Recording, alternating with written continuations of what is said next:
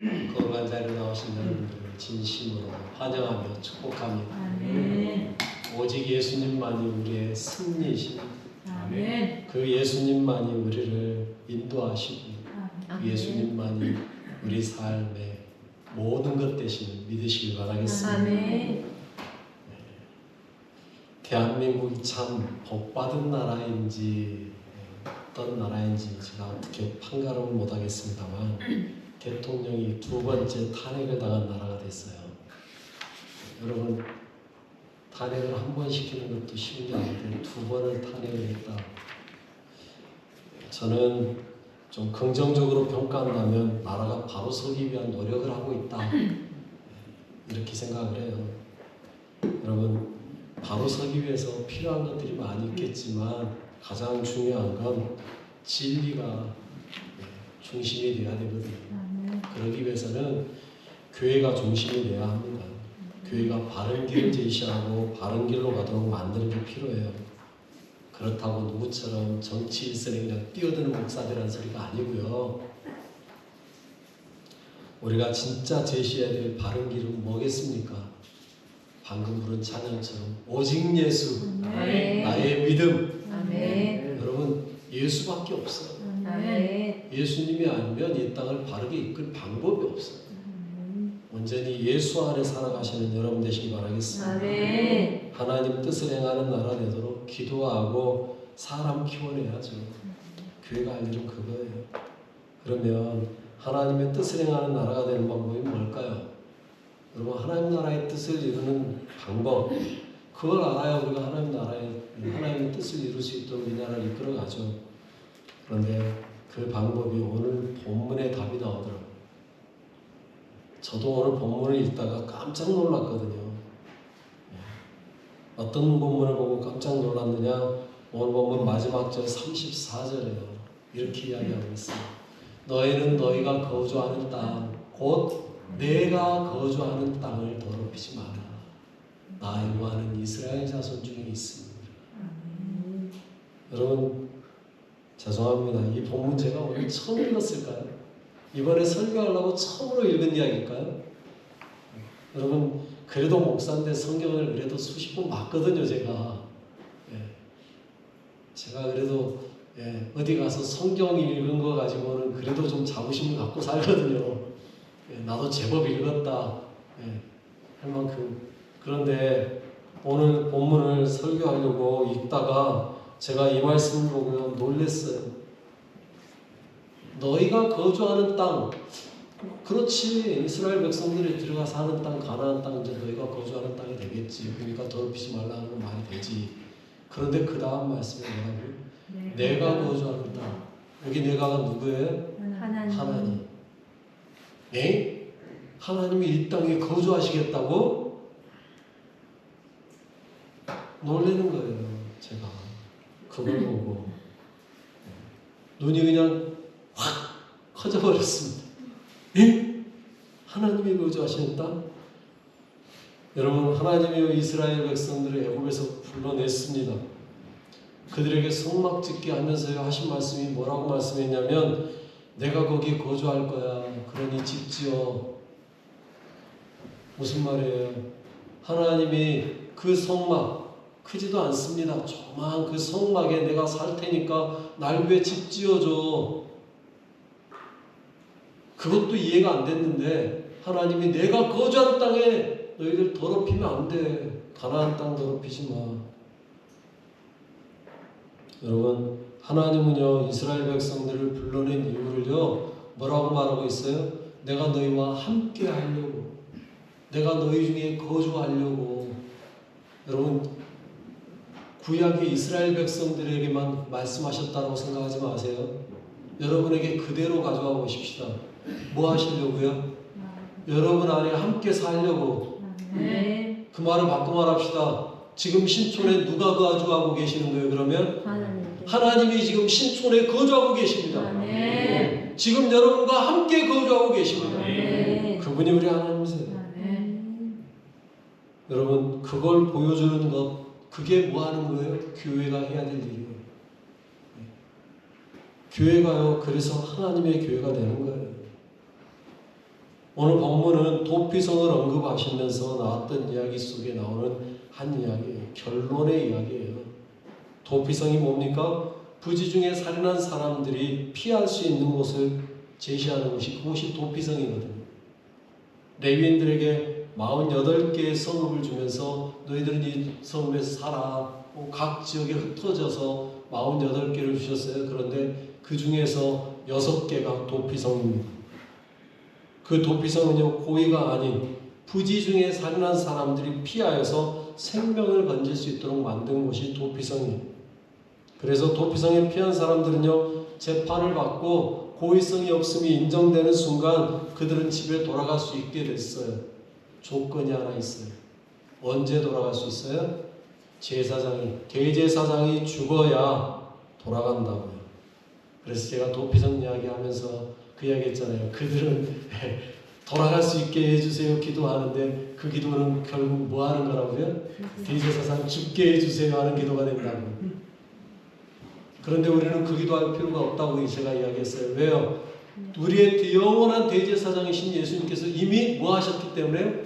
죽어주셨기 때문에 우리는요 더 이상 돌아가게 해주세요 이럴 필요 없어요. 언제든지 우리는 뭐 할 수 있어요? 돌아갈 수 있어요. 어디로요? 본향으로. 그런데 사실 우리는 언제든지 본향으로 돌아갈 수 있는데 우리가 안 가고 싶은 거죠. 이 땅에서 좀 더 살고 싶으신 거잖아요. 할 수 있으면 하루라도 더 살아보고 싶어 하시잖아요. 여러분, 그 대제사장 그들이 죽으면 돌아가게 하는 것. 왜 그랬을까요? 억울하게 죽는 사람 없게 하기 위해서 하나님이 만드신 은혜예요. 도피성을 만드신 이유 억울하게 죽는 사람 없게 하려고. 하나님이 얼마나 철저하고 분명하게 하시는지, 그리고 얼마나 하나님의 백성들을 사랑하시는지. 그래서 오늘 본문 이렇게 시작을 하고 있잖아요. 29절에요. 이는 너희의 대대로 거주하는 곳에서 판결하는 비례라. 너희들 이렇게 판결해야 돼 라고 말합니다. 그러면서 죄에 대해서 이제 판결하는 이야기를 이야기하시는데 어떻게 판결하느냐? 30절에 이렇게 말하고 있죠. 사람을 죽인 모든 자 곧 살인한 자는 증인들의 말을 따라 죽일 것이나 한 증인의 증거만 따라서 죽이지 말 것이요. 여러분, 억울하게 죽는 사람이 없게 하는 방법 중에 하나가 뭐냐면 증인이 한 명이면 그 사람 말 듣고 죽이면 안 돼요. 반드시 몇 명이 돼야 된다는 이야기예요? 2명 이상이 돼야 돼. 왜요? 한 사람이 거짓 증언할 수 있잖아요. 내가 미운 사람이 살인 누명 썼거든요. 그러면 가가지고 내가 안 봤는데도 내가 봤어요 할 수 있거든요. 그러니 2사람의 이상의 증인이 필요하다는 거예요. 이것이 하나님의 판결 방법이에요. 억울한 사람 없게 만드는 거예요. 또 억울한 죽음 없게 하기 위해서 판결할 때 2사람의 증언만 필요한 게 아니고요. 고의적으로 살인한 사람에 대해서만 처벌하라 그래요. 고의적으로 죽은 사람. 오늘 보면 31절에 그렇게 말해요. 고의로 살인죄를 범한 살인자는 생명의 속전을 밟지 말고 반드시 죽일 것이고, 살인자는 뭐 해라? 반드시 죽여라. 하나님의 법이에요. 죄송하지만 제 개인적인 소견으로 살인죄에 대해서 분명하고 단호할 필요가 있다고 생각해요. 살인죄뿐만 아니라 법은요 좀 강해야 된다고 생각해요. 우리나라 법은요 좀 너무 약해요. 제가 볼 때 그래요. 우리나라도요 좀 죄송한 이야기지만 무기징역 이런 거 때리지 말고 100년형 뭐 이렇게, 아니면 250년 미국처럼 가석방 없는 종신형 이렇게 가야 된다고. 근데 우리나라는요 너무 약해. 무기징역 그래놓고 거의 25년 되면 풀려난다고 그러더라고요.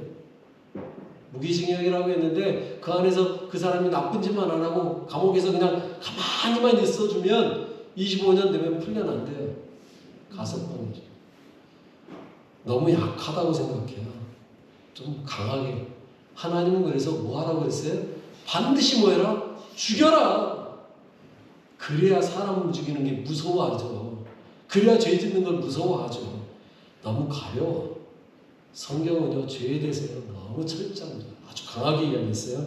뭐라고까지 이야기하느냐? 신약성경 로마서 6장 23절에 이렇게 말했거든요. 같이 읽어볼까요? 죄의 싹은 사망이요 하나님의 은사는 그리스도 예수 우리 주 안에 있는 영생이니라.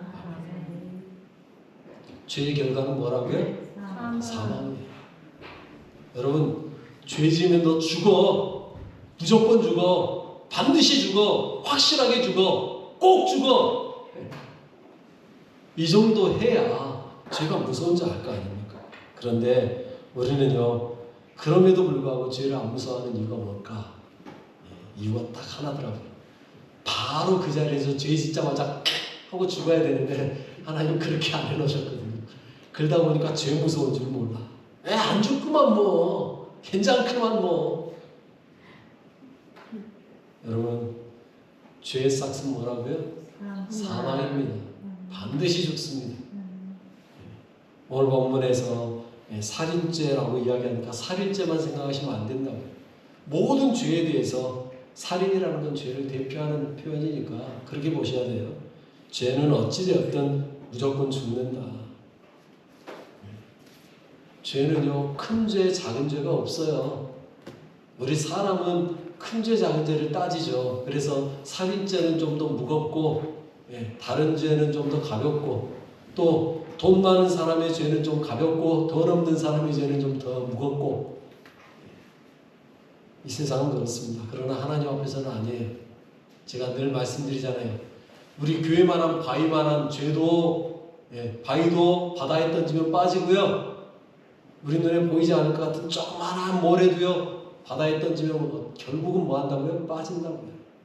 그럼 죄는 그거예요. 죄의 크기가 문제가 아니고요. 죄 자체가 문제라고요. 그래서 죄의 싹은 뭐다? 사망이다. 율법 중에 하나만 어겨도 그 사람은 다 뭐다? 사망이다. 하지만 하나님은요 그 안에서도 뭐 할 수 있는 길을 내놨어요? 살 수 있는 길을 내놓으셨어요. 오늘 본문의 이야기가 그 이야기잖아요. 살인을 했지만 고의성이 없으면 그는 뭐 해라? 도피성으로 피하면 뭐 할 수 있다? 살 수 있다. 그런 것처럼 우리에게는 예수 그리스도를 통하여서 교회라는 뭐를 주셨어요? 도피성을 주셨다니까요. 안에 들어오기만 하면 뭐 할 수 있어요? 사는 거예요. 하나님은요 우리에게 교회를 주셨어요. 이 도피성은 특별해요. 여러분 교회라는 도피성은요 얼마나 특별한지 아세요? 고의성이 있냐 없냐도 안 따져요. 옛날 광고에 나온 이야기 묻지도 따지지도 않습니다 그러던데 하나님이 그러세요. 묻지도 따지지도 않아요.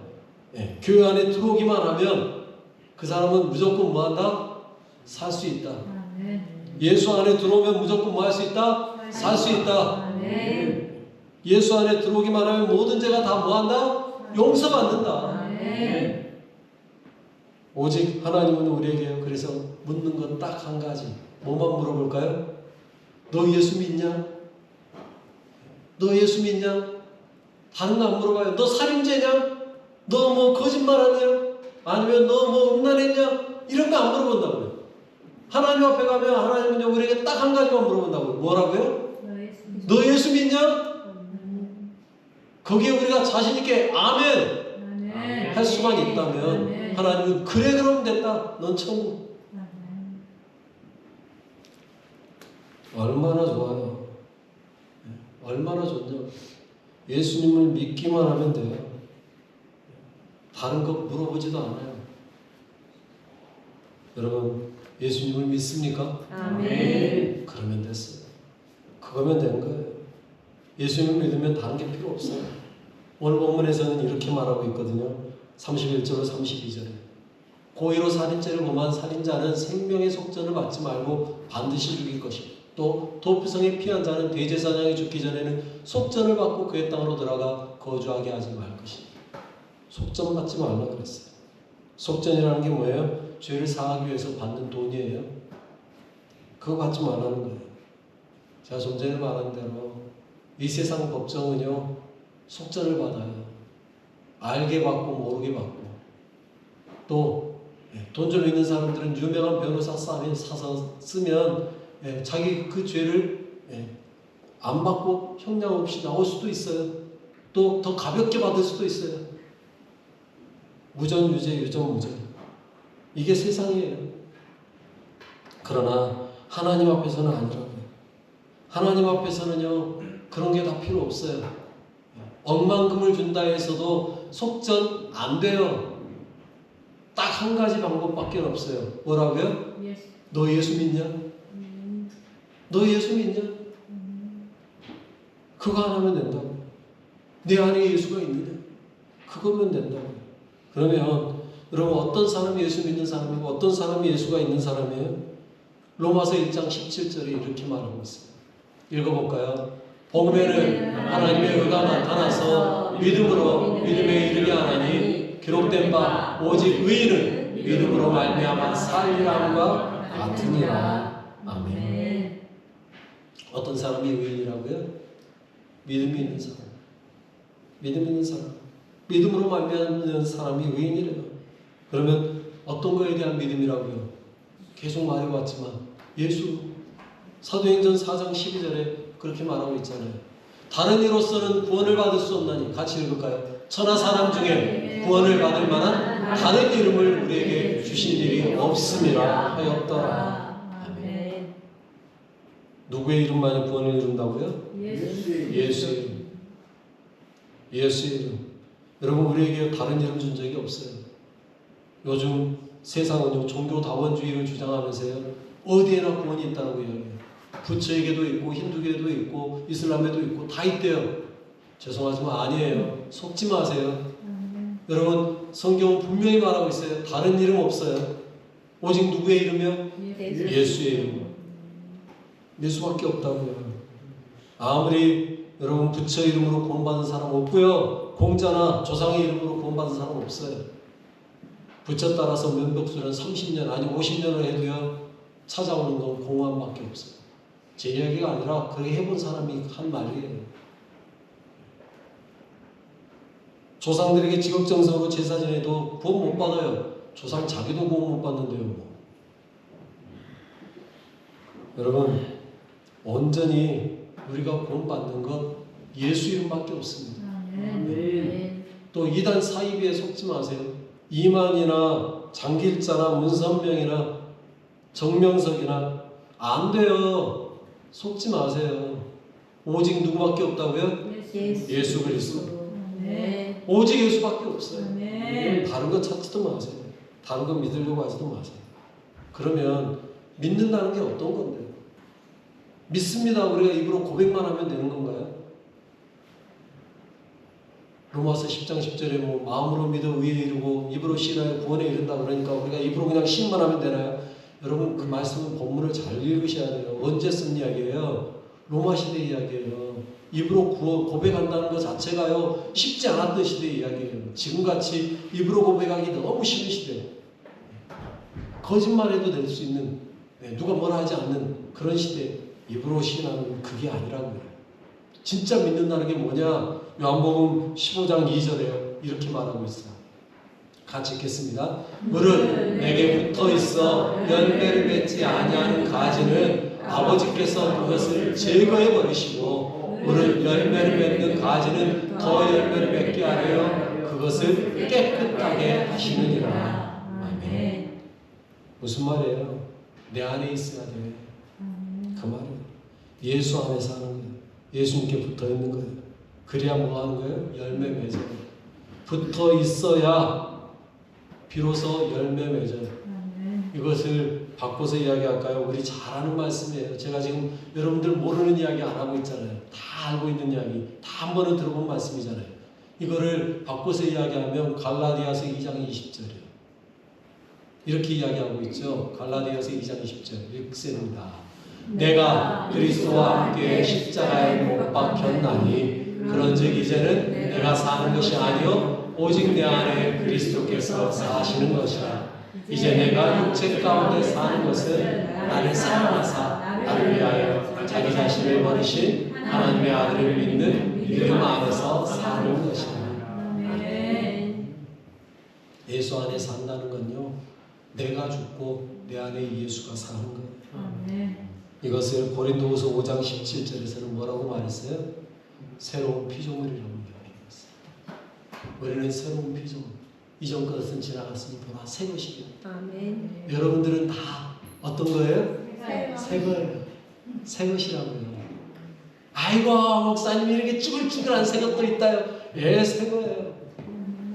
여러분, 우리 겉사람은 후피하지만 내 속은 뭐한다? 날로 새롭다. 아멘.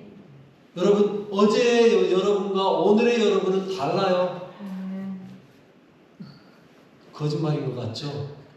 육체도 사실로 그렇습니다.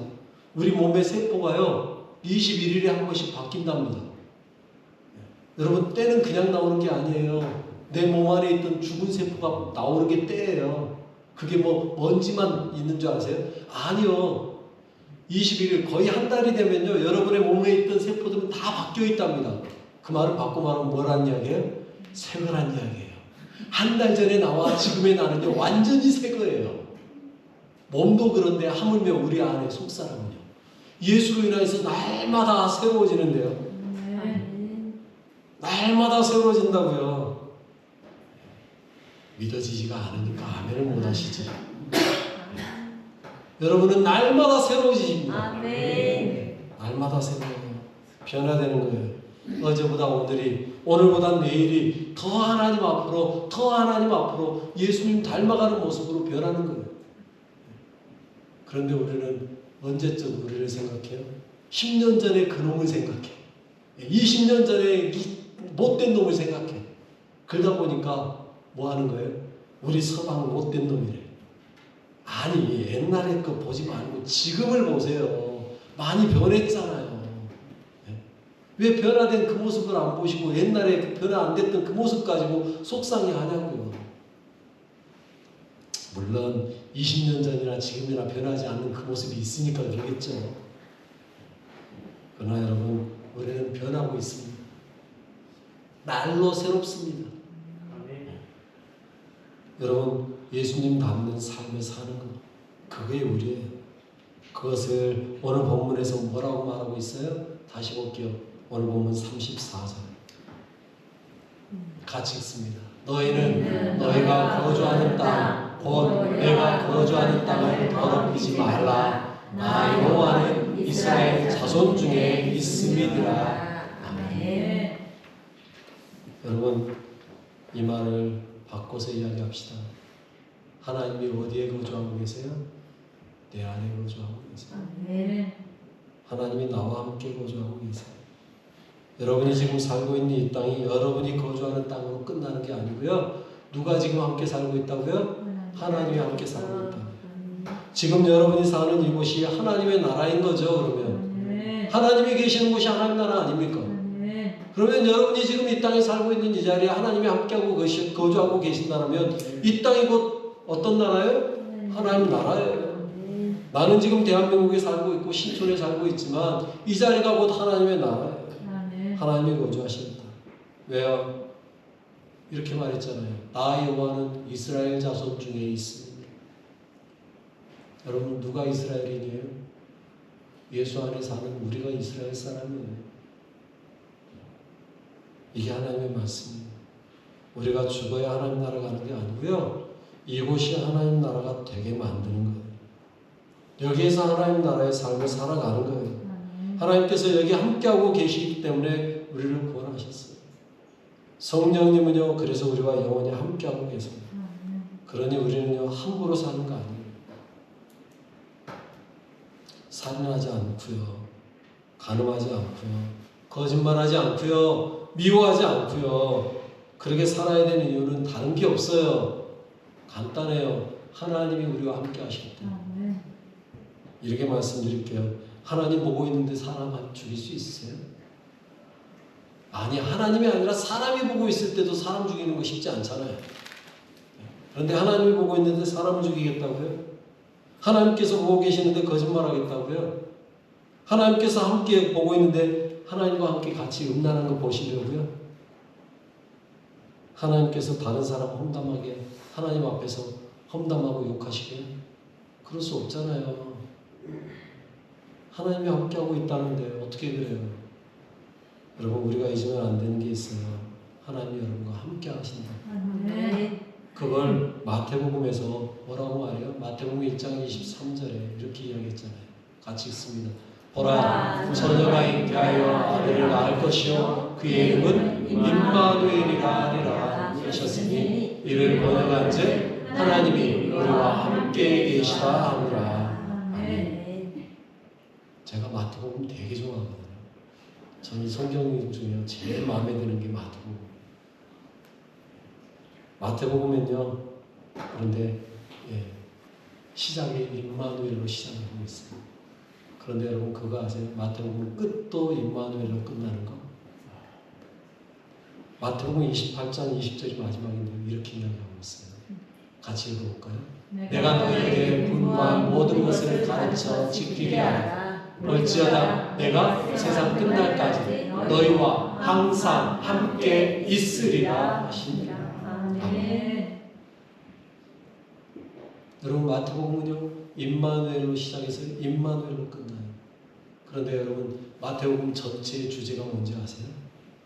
하나님 나라입니다. 천국.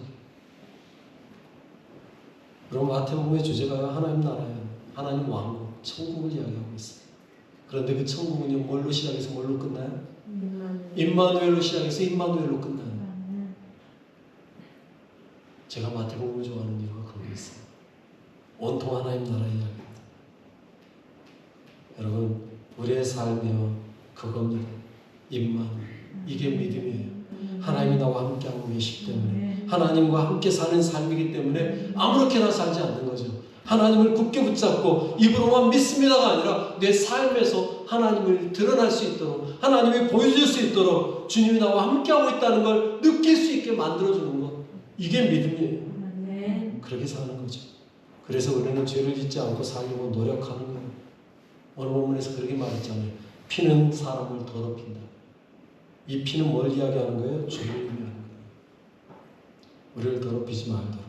죄가 우리를 더럽히지 않도록 거룩하고 깨끗한 삶 살아가는 귀한 성도들 되시기 바랍니다. 아멘. 여러분이 계시는 이곳이 천국 하나님 나라가 되도록 임마누엘 하나님을 잊지 마시고요. 그 하나님과 함께 손잡고 팔짱 끼고 이렇게 가시길.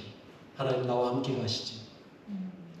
하나님 우리에게 뭐라고 말씀하신다고요? 일어나 함께 가자. 그 말에 우리는요 아멘 하고 손 내밀고 그분 손잡고 잘 눈 하나 하면서 걸어가시는 여러분 되시길 바라겠습니다. 아멘. 그러한 여러분들을 사랑하고 축복합니다. 우리 같이 기도하겠습니다. 우리와 함께 하시는 하나님께 감사하기도 하십시오. 내가 있는 이 자리가 하나님의 나라임을 믿고요. 하나님 우리와 함께 하시기 위해 우리를 보내셨다는 거 잊지 마시고요. 내가 하나님 나라 되기 원합니다. 하나님 나라 보여주며 살겠습니다. 하나님 전하며 살겠습니다. 우리 같이 기도하겠습니다. 하나님 감사합니다. 우리를 사랑하시고 함께 하시는 감사합니다. 주님은 내가 너희와 함께 거하고 있다라고 말씀하고 계십니다. 하나님이 우리와 함께 거하기 위해 우리를 권하여 주셨고 불러주셨고 하나님의 백성 삼아 주셨습니다. 하나님 감사합니다. 내 안에 함께 하신 주님, 나를 인도하시는 주님, 내 삶을 주장하시는 주님, 오직 주님의 나라와 권세와 영광이 내 안에 충만하게 임하기 원합니다. 주님만 자라게 하시고 주님만 섬기게 하시고 주님만 찬양하며 나아갈 수 있도록 주여 은혜 내려 주옵소서. 주님 내 삶이 변화되게 하시고 변화된 삶을 통하여 하나님을 보여주게 하시고 하나님을 나타내게 하시고 하나님을 섬기게 하시고 하나님만 의지하며 나아가는 인생이 되도록 주님 이끌어 주옵소서. 내 삶이 하나님의 나라 천국 되게 하여 주옵소서. 감사합니다. 하나님 아버지 감사합니다. 우리를 사랑하셔서 구원하여 주시고 불러주심에 감사합니다. 내가 사는 이곳이 하나님 나라가 되도록 하나님께서 함께 하시는 거룩한 삶 살아가는 우리가 되게 하여 주옵소서. 나를 불러 주의 백성 삼으신 은혜 잊지 않고 찬양과 영광 돌리는 삶 살아가게 하옵소서. 아멘. 하나님 나라를 보여주는 거룩한 하나님의 임마누엘의 백성 되게 하옵소서. 아멘. 우리를 사랑하사 이 땅에 오신 우리 주 예수와 이름으로 기도드립니다. 아멘. 아멘. 찬송가 3